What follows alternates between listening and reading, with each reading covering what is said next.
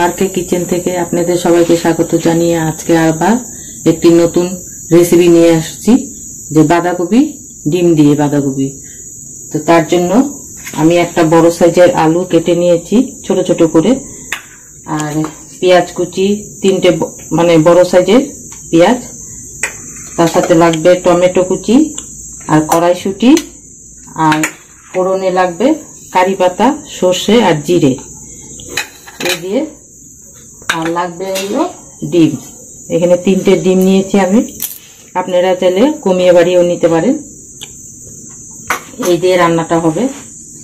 আর আপনারা আলু না দিলেও পারেন, কিন্তু আমি বাঁধাকপিতে আলু দিলে ভালো লাগে, তাই একটা আমি আলু দিয়েছি।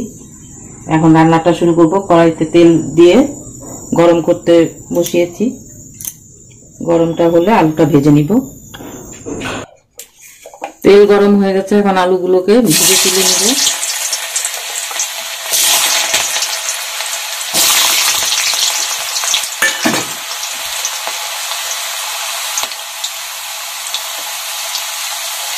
সামান্য একটু হলুদ আর অল্প নুন দিয়ে আলুটাকে ভেজে নিচ্ছি।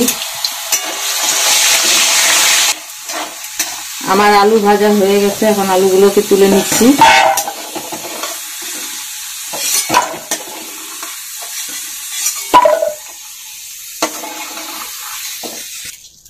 এখন ফোড়নে কালো সর্ষে আর জিরে দিয়ে দিলাম, আর কারি পাতা দিয়ে দিলাম। এর সাথে সাথে পেঁয়াজ কুচি,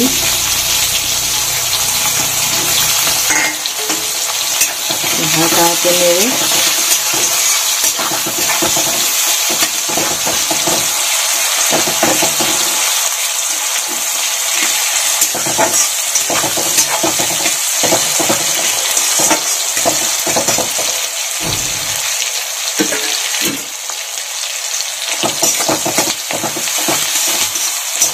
সুন্দর গন্ধ একটা বেড়েছে। এখন এর মধ্যে ডিম ফেটিয়ে রেখেছিলাম, এই ডিমটা দিয়ে দিব।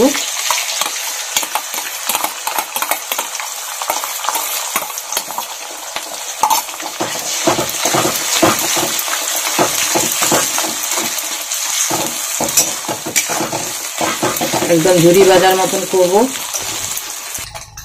ডিমটা ভাজা হয়ে গেছে, এখন এর মধ্যে টমেটো দিয়ে দিলাম, কড়াইশুঁটিটাও দিয়ে দিলাম,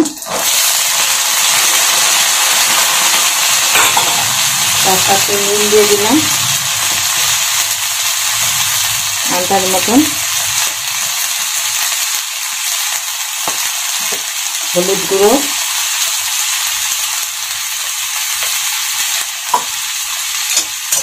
আর টমেটোটা ভালো করে নেড়ে মানে যতক্ষণ পর্যন্ত গলে না যায় সেভাবে নাড়তে হবে।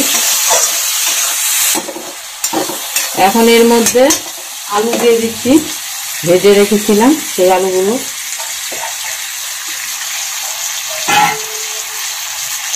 আর কাশ্মীরি লঙ্কার গুঁড়ো কালারের জন্য,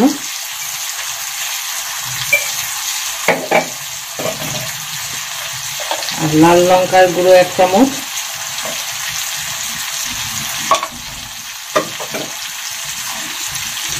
আর গোলমরিচ 1 চামচ গুঁড়ো করে নিয়েছি।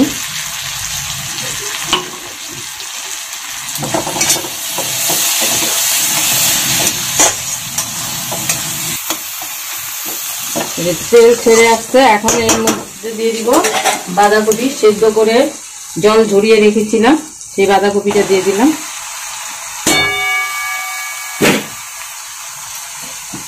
আর 4-5টে কাঁচা লঙ্কা। এখন এটাকে ভালো করে কষিয়ে নিব একটু।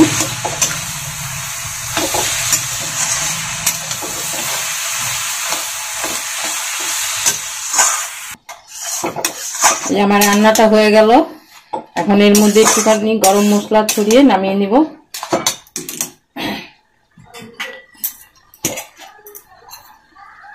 এই 1 চামচের মতন গরম মশলা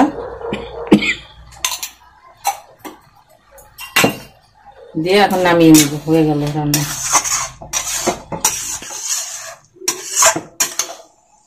এই দেখুন, এইভাবে বানিয়ে নিবেন, খেতে অসাধারণ লাগে। এটা ভাত, রুটি, পরোটা সব দিয়ে খাওয়া যাবে। আর এইভাবে বানিয়ে খেয়ে দেখবেন আর কমেন্টে জানাবেন কেমন লাগলো। আর একটা লাইক সাবস্ক্রাইব করা না থাকলে করে দিবেন। আজকে এখানেই শেষ হলো, কালকে আবার অন্য রেসিপি নিয়ে আসবো।